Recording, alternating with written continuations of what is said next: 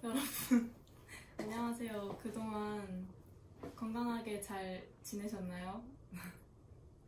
저희 오늘은 이 책 세상에 대하여 우리가 더 잘 알아야 할 교양, 미디어의 힘 견제해야 할까에 대해서 책 내용을 요약해보는 시간을 가질 거예요. 그래서 일단 책의 목차는 이렇게 1장부터 6장까지 있고요. 한 장 한 장 내용을 살펴보도록 할게요.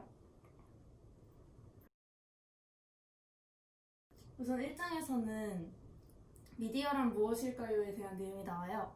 미디어란 신문과 텔레비전 및 라디오 등의 매체를 설명하는 단어이고, 매스미디어 즉 대중매체는 일반 대중과 소통하기 위해 만들어진 모든 정보통신 기술을 뜻합니다. 우리가 미디어에 자주 노출되는 만큼 미디어는 우리를 특정 방식에 따라 생각하고 행동하게 만들 수 있어요. 미디어를 통제하는 방식은 나라마다 다른데, 보통 우리나라나 미국, 영국 같은 민주주의 국가에서는 미디어가 스스로를 이제 규제하고 또 언론의 자유가 있습니다. 하지만 중국이나 이란과 같은 권위주의 정부의 경우에는 국가가 미디어를 직접 운영하고 검열하기도 합니다. 미국의 경우 10개 회사가 전체 미디어 시장을 장악하고 있고, 또 영국에서도 겨우 4개의 회사가 전체 일간지의 85%가량을 차지하고 있어요. 이처럼 많은 국가에서 소수의 거대 기업이 언론 시장 전체를 지배하고 있는데, 이를 미디어 독점이라고 합니다. 그리고 또 미디어 독점이 심화되게 되면 미디어가 사람들에게 편협한 관점의 정보만을 제공하게 되기 때문에 미디어 소유권이 분산되어야 더 다양한 여론을 반영하는 미디어 산업을 만들 수 있습니다. 다음으로 이제 2장에서는 미디어는 얼마나 강력할까요? 라는 주제로 얘기를 했는데요. 우선 미디어의 역할은 사회 문제와 정치인의 이미지를 형성하는 역할을 합니다.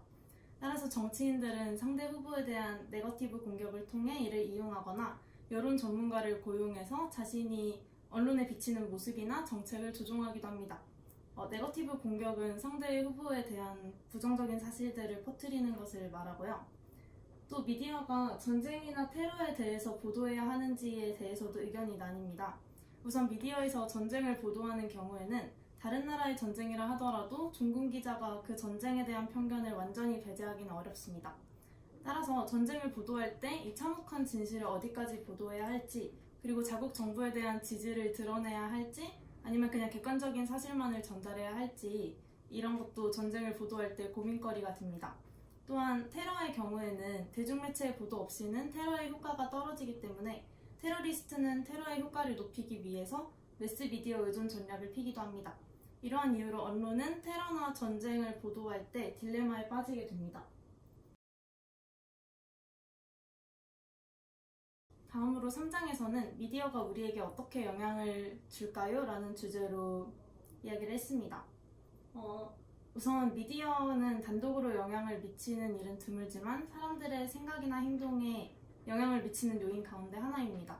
따라서 미디어는 많은 사람의 손을 거쳐서 전달이 되는데, 대표적으로 뉴스는 간단하게 전달되는 것 같지만 사실 기사거리를 찾고 또 어떤 것을 내보낼지 정하고 핵심을 추격하는 체계적인 과정을 통해 전달이 됩니다. 이 과정에서 편집자들은 어떤 것이 뉴스로서의 가치가 있을지, 그리고 시청자의 관심을 끌 수 있을지 등을 고려하여 뉴스를 내보내는 것입니다. 미디어에서 광고도 대중에게 자주 노출되며 영향을 미치는데, 세계 곳곳에서는 광고주가 사람들에게 너무 과한 영향을 미치는 것을 막기 위해서 광고 반대 운동, 즉 애드버스터 운동을 벌이고 있습니다. 이는 광고에 나오는 이미지와 현실 사이의 모순을 드러내는 것이 목적입니다.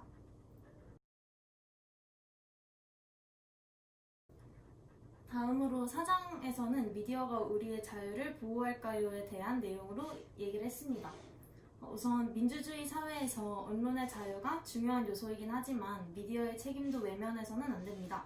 나라마다 그 법의 차이가 있기는 하지만 모든 국가에서 언론은 명예훼손법, 저작권법 등 언론 및 통신 관련법을 준수해야 합니다.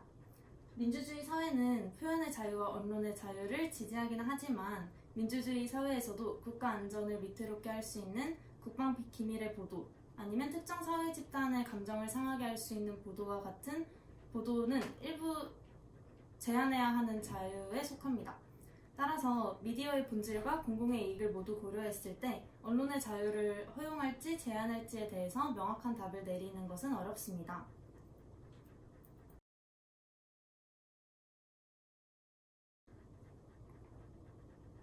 다음으로 5장에서는 미디어를 어떻게 규제할까요에 대한 내용이 나옵니다. 언론 규제는 정부에서 법규를 제정하여 미디어로 하여금 반드시 따르게 하는 경우를 뜻합니다. 미국이나 영국 등의 많은 민주주의 국가에서는 미디어가 자율적으로 스스로를 규제하고 또 정부는 미디어 규제를 위한 조직을 설치하여서 공정보도, 사생활의 존중, 품위 수준 등의 측면에서 미디어를 감시합니다. 반면에 중국이나 이란과 같은 권위주의 정권에서는 미디어를 엄격하게 규제하는 경우가 많습니다.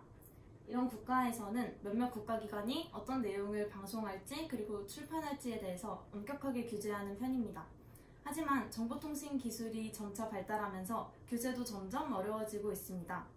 미디어가 스스로 자율적으로 규제하게 되는 경우에 언론의 자유가 보장된다는 장점이 있지만 미디어가 힘을 남용할 수 있는 환경을 조성하게 되고 그리고 또 구체적이고 강력한 증거가 뒷받침되지 않는 내용을 보도하면서 이익을 얻기도 한다는 문제점도 존재합니다.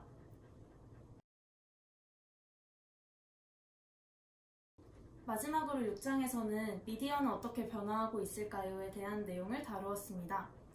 시민기자라는 용어는 자신의 공동체에 발생한 사건이나 행사를 전하거나 자신의 작업물을 인터넷에 올리는 일반인을 설명하는 용어입니다.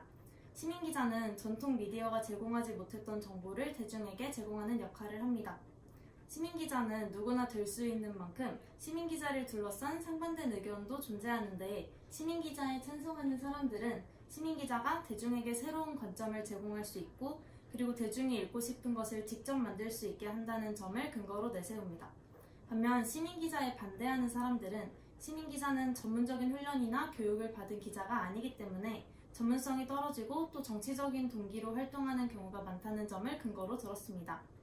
미디어가 변화함에 따라서 올드미디어가 뉴미디어로 변화하고 있는데 올드미디어는 이전의 형태, 즉 하나의 조직이 대중에게 메시지를 전달하는 형식이었던 반면에 뉴미디어는 다양한 뉴스 제공자가 다양한 사람들에게 정보를 전달할 수 있고 그리고 정보를 수용한 사람들이 또 정보를 생산하기도 합니다.